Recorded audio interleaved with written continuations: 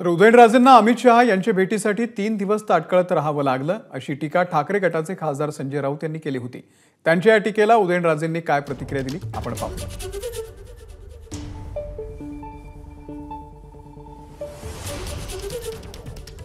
उदयनराजे आमच्यासाठी प्रिय आहेत, आदर्श आहेत, रिस्पेक्टेबल आहेत.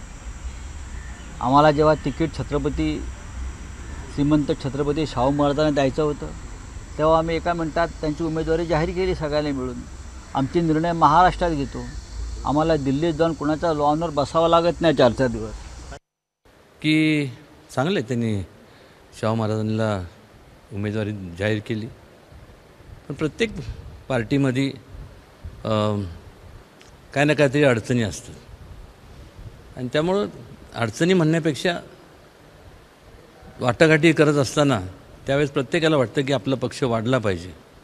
आणि महायुतीमध्ये आता आपल्याला माहीत आहे भारतीय जनता पक्ष, एकनाथ शिंदे साहेबांचा पक्ष आणि अजितदादा पवारांचा पक्ष आणि बाकीचे जे घटक पक्ष आहेत या सगळ्यांच्या संगलमताने निर्णय होत असतात.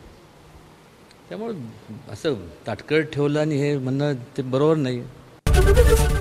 एबीपी माझा, उघडा डोळे बघा नीट.